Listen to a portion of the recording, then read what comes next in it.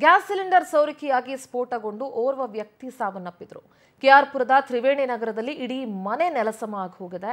ಮನೆಯ ಅವಶೇಷಗಳಲ್ಲಿ ಸಿಕ್ಕಾಕೊಂಡಿದ್ದ ಮೂವರನ್ನ ರಕ್ಷಣೆ ಮಾಡುವಂತ ಕಾರ್ಯ ಕೂಡ ನಡೆದಿದೆ. ಅಗ್ನಿಶಾಮಕ ಸಿಬ್ಬಂದಿಯಿಂದ ರಕ್ಷಣಾ ಕಾರ್ಯಾಚರಣೆ ನಡೆದಿದೆ. ಇವತ್ತು ಬೆಳಿಗ್ಗೆ ಅವಘಡ ನಡೆದಿರೋದು, ಇದರಿಂದ ಅಕ್ಕಪಕ್ಕದ ಮನೆಗಳಿಗೂ ಕೂಡ ಹಾನಿಯಾಗಿದೆ. ಹಲವು ಬಾರಿ ಈ ರೀತಿಯಾದಂತಹ ಸಿಲಿಂಡರ್ ಸ್ಫೋಟ ಪ್ರಕರಣಗಳನ್ನು ಗಮನಿಸುತ್ತೀವಿ. ಎಷ್ಟು ಜನ ಪ್ರಾಣ ಕಳ್ಕೊಂಡಿದ್ದಾರೆ, ಎಷ್ಟು ಜನ ಗಾಯಾಳುಗಳಾಗಿದ್ದಾರೆ.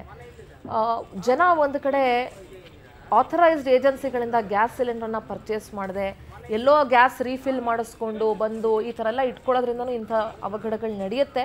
ಬಟ್ ಈ ಪ್ರತ್ಯೇಕ ಪ್ರಕರಣ ಹೆಂಗೆ ನಡೆದಿದೆ ಅನ್ನೋದು ಪೊಲೀಸರ ತನಿಖೆಯಿಂದಷ್ಟೇ ಹೊರಗಡೆ ಬರಬೇಕು. ದೃಶ್ಯಗಳಲ್ಲಿ ಗಮನಿಸ್ತಾ ಇದ್ದೀರಿ ಎಷ್ಟರ ಮಟ್ಟಿಗೆ ಅಲ್ಲಿ ಅಕ್ಕಪಕ್ಕದ ಮನೆಗಳಿಗೂ ಹಾನಿಯಾಗಿದೆ ಅಂತ ಹೇಳಿ. ಮತ್ತು ಸಿಲಿಂಡರ್ ಸ್ಫೋಟಗೊಂಡಂಥ ಮನೆ ಅಂತೂ ಕಂಪ್ಲೀಟ್ ನೆಲಸಮ ಆಗೋಗಿದೆ. ಅವಶೇಷಗಳ ಅಡಿಯಲ್ಲಿ 3 ಜನ ಸಿಕ್ಕಾಕೊಂಡಿದ್ರು. ಅವರ ರಕ್ಷಿಸುವಂಥ ಕಾರ್ಯ ಕೂಡ ಅಗ್ನಿಶಾಮಕ ಸಿಬ್ಬಂದಿ ಮಾಡಿದ್ದಾರೆ.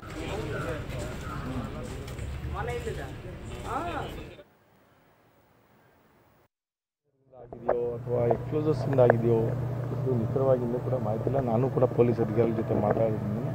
ಸೊ ಅನೇಕ ಮನೆಗಳಿಗೆ ಇವತ್ತು ಗ್ಲಾಸ್ಗಳು ಹೊಡೆದೋಗಿದೆ ಮತ್ತು ಬೇರೆ ಮನೆಗಳಿಗೂ ಕೂಡ ಹಾನಿಯಾಗಿದೆ. ಇದೆಲ್ಲವನ್ನು ಕೂಡ ಸರ್ಕಾರ ಭರಿಸಬೇಕು. ಯಾರು ಮೃತರಿದ್ದಾರೆ ಅವರ ಕುಟುಂಬಕ್ಕೆ ಶೀಘ್ರವಾಗಿ ಪರಿಹಾರವನ್ನು ಕೊಡುವಂಥ ಕೆಲಸ ಆಗಬೇಕು ಅನ್ನೋ ಮಾತನ್ನು ನಾನು ಈ ಸಂದರ್ಭದಲ್ಲಿ ಸರ್ಕಾರಕ್ಕೆ ಒತ್ತಾಯವನ್ನು ಮಾಡ್ತೇನೆ. ಇದು ಸಂಪೂರ್ಣವಾಗಿ ತನಿಖೆ ಆಗಬೇಕು. ತನಿಖೆಯಾಗಿ ಏನು ಆ ಸತ್ಯತೆ ಹೊರಬರಬೇಕು ಅನ್ನೋದನ್ನ ನಾನು ಈ ಸಂದರ್ಭದಲ್ಲಿ ಸರ್ಕಾರಕ್ಕೆ ಆಗ್ರಹವನ್ನು ಮಾಡ್ತೇನೆ. ಅನುಮಾನ ಏನಿದೆ ಸರ್?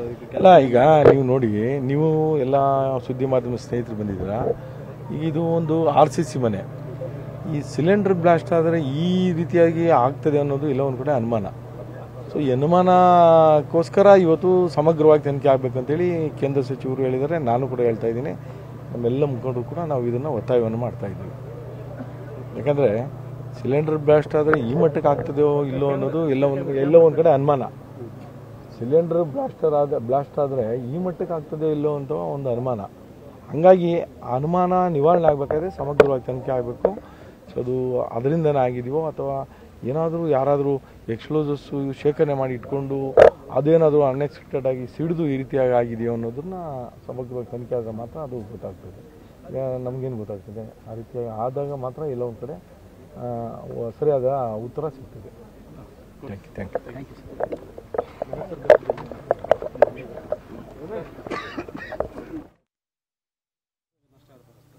ಅದೆಲ್ಲವನ್ನ ನಷ್ಟವನ್ನು ಇವತ್ತು ಭರಿಸಬೇಕಾಗಿದೆ. ಯಾಕೆಂದರೆ ಇದು ಫಾರೆನ್ಸಿಕ್ ರಿಪೋರ್ಟ್ ಬಂದ ಮೇಲೆ ಯಾರಿಂದ ಆಗಿದೆ, ಯಾವ ಅದು ಗ್ಯಾಸಿಂದಲೇ ಆಗಿದ್ದರೆ ಅದಕ್ಕೆ ಭಾರತ್ ಪೆಟ್ರೋಲಿಯಂ ಗ್ಯಾಸಿನವರು ಕೂಡ ಇದರ ಬಗ್ಗೆ ತನಿಖೆಯನ್ನು ಶುರು ಮಾಡಬೇಕು. ಯಾಕಂದರೆ ಅವರ ಸಿಲಿಂಡರು ಅಂತ ಹೇಳ್ತಾ ಇದ್ದಾರೆ. ಅದಕ್ಕಾಗಿ ಆ ಕಂಪನಿಯವರು ಕೂಡ ತನಿಖೆಯನ್ನು ಶುರು ಮಾಡಬೇಕು.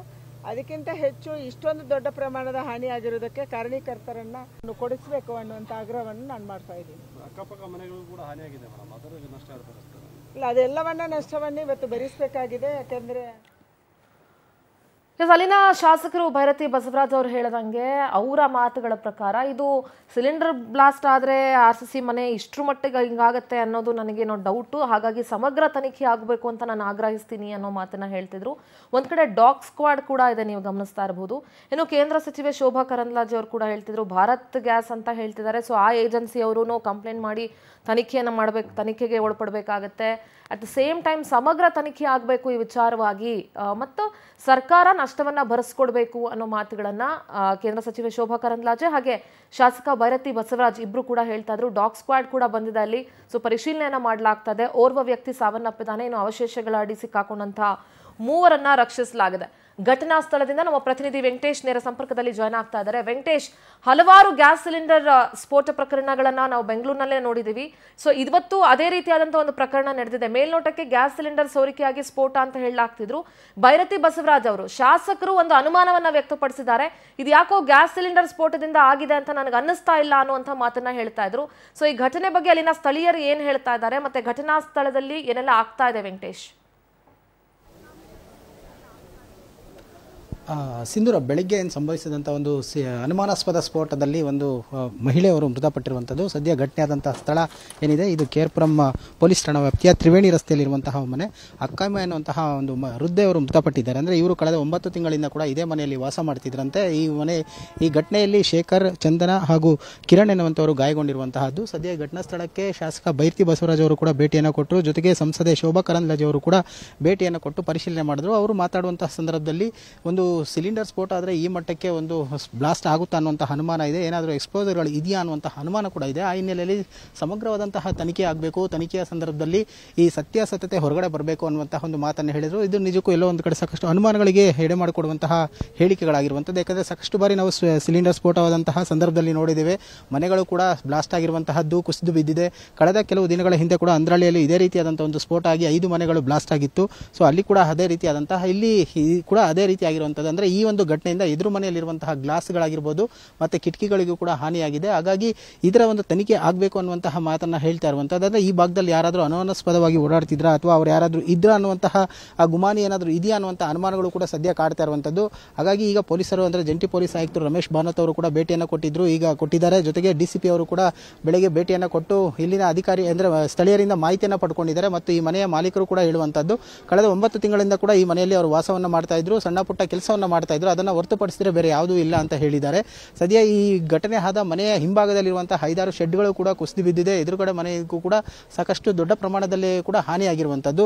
ಈಗ ಇಲ್ಲಿ ಸೋಕೋ ಟೀಮ್ ಸೇರಿದಂತೆ SDRF ತಂಡವು ಕೂಡ ಬೀಡು ಬಿಟ್ಟಿದೆ. ಈಗ ಮನೆಯನ್ನ ತೆರವು ಮಾಡುವಂತಹ ಕಾರ್ಯಾಚರಣೆಗೂ ಕೂಡ ಈಗ ಅನುವು ಮಾಡಿಕೊಡ್ತಾ ಇರುವಂಥದ್ದು. ಸದ್ಯ ಘಟನೆಗೆ ಸಂಬಂಧಪಟ್ಟಂತೆ ಈಗ ಎಕ್ಸಾಕ್ಟ್ ಆಗಿ ಏನು ರೀಸನ್ ಅನ್ನೋದು ಕೂಡ ತನಿಖಾ ತಂಡದಿಂದ ತಿಳಿದು ಬರಬೇಕಾಗಿರುವಂಥದ್ದು.